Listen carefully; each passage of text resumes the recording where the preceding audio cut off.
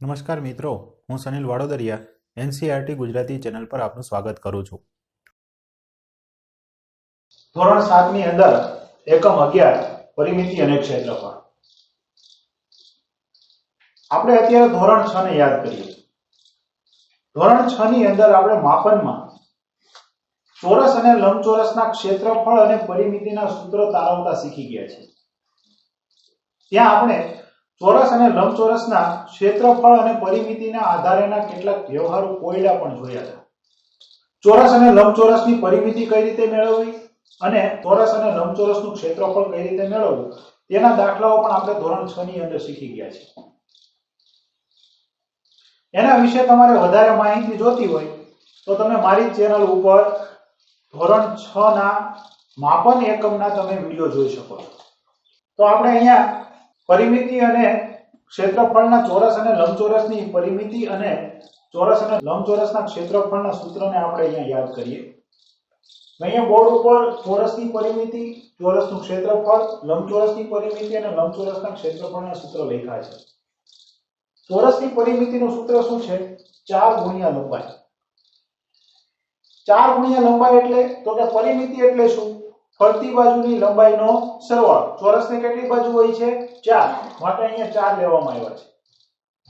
અને ચોરસની ચારેય બાજુ સરખી હોય. એટલે કે ચારેય લંબાઈ કેવી હોય? સરખી. તમને એક જ લંબાઈ આપવામાં આવી હશે, એને અહીંયા લેવાની છે. એ લંબાઈને સીધા 4 સાથે ગુણતા તમને શું મળી જશે? ચોરસની પરિમિતિ. લંબચોરસની પરિમિતિમાં વાત કરીએ તો લંબચોરસમાં લંબાઈ પહોળાઈ જુદી જુદી હોય.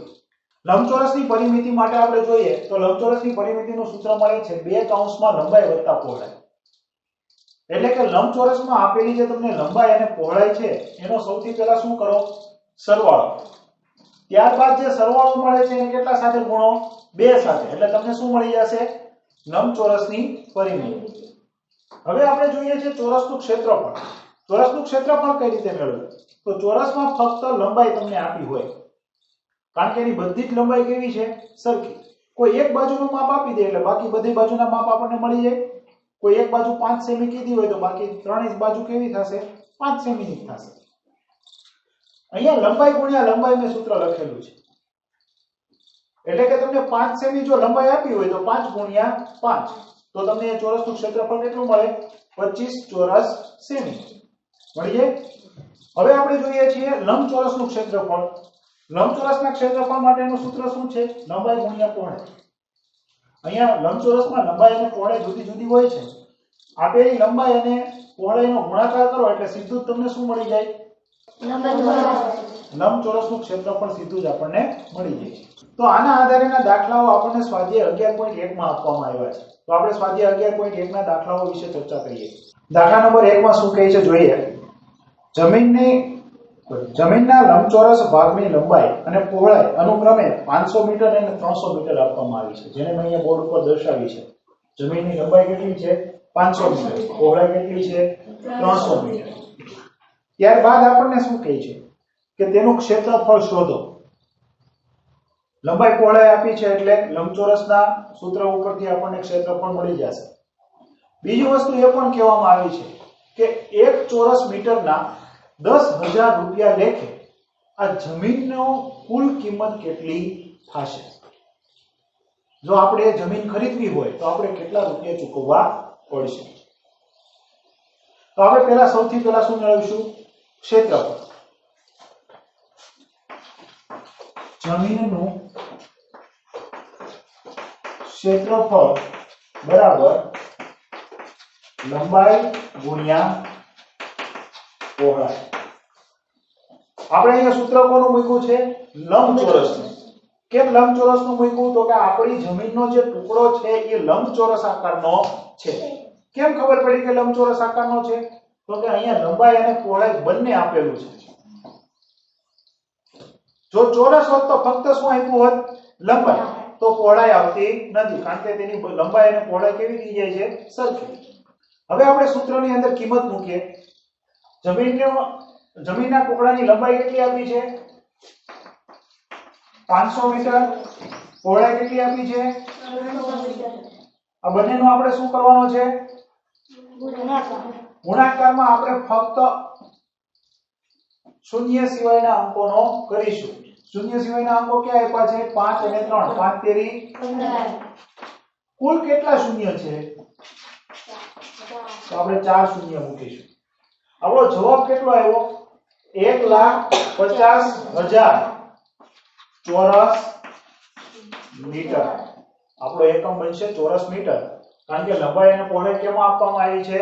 મીટરમાં. અને ક્ષેત્રફળ હોય એટલે આગળ શું લગાડીએ છીએ? ચોરસ. આ આપણને જમીનના ટુકડાનું ક્ષેત્રફળ મળી ગયું. હવે આપણે શું મેળવવાનું છે? કિંમત મેળવવાની છે. 1 ચોરસ મીટર કિંમત, 1 ચોરસ મીટર જમીન હોય તો એની કિંમત કેટલી છે? 10,000 રૂપિયા. અહીંયા કેટલા ચોરસ મીટર છે? તો કે 1,50,000. તો ક્ષેત્રફળ ગુણ્યા કિંમત એટલે શું મળશે? કુલ કિંમત. જમીનની કુલ કિંમત બરાબર 1 ચોરસ મીટરની કિંમત ગુણ્યા ક્ષેત્રફળ. 1 ચોરસ મીટરની કિંમત કેટલી છે? 10,000 રૂપિયા. ક્ષેત્રફળ કેટલું છે? 1,50,000. આપણે વાત કરીએ છીએ કે હંમેશા ગુણાકાર કોનો કરવાનો? શૂન્ય સિવાયના અંકોનો. કેટલો થાય છે? 15 ગુણ્યા 1. 15 એકા 15. જેટલા પણ શૂન્ય છે એ બધા મૂકી દો. 1 2 3 4 5 6 7 8. તો પાછળ આપણે શું લગાવીશું? 8 શૂન્ય. 1,50 કરોડ રૂપિયા આ જમીનના ટુકડાની કિંમત થશે. દાખલા નંબર 2, જેની પરિમિતિ 320 મીટર હોય તેવા ચોરસ ભાગનું ક્ષેત્રફળ શોધો. અહીંયા પરિમિતિ આપણને આપવામાં આવી છે અને ક્ષેત્રફળ શોધવાનું છે. ક્ષેત્રફળ શોધવા માટે ક્ષેત્રફળ પહેલા તો કોનું ગોતવાનું છે? જો બાગનું. બાગનો આકાર કેવો છે? ચોરસ. ચોરસ માટે ક્ષેત્રફળનું સૂત્ર શું થાય? બોલો ભાઈ. લંબાઈ ગુણ્યા લંબાઈ. લંબાઈ ગુણ્યા લંબાઈ. તો આપણે કોની જરૂર છે?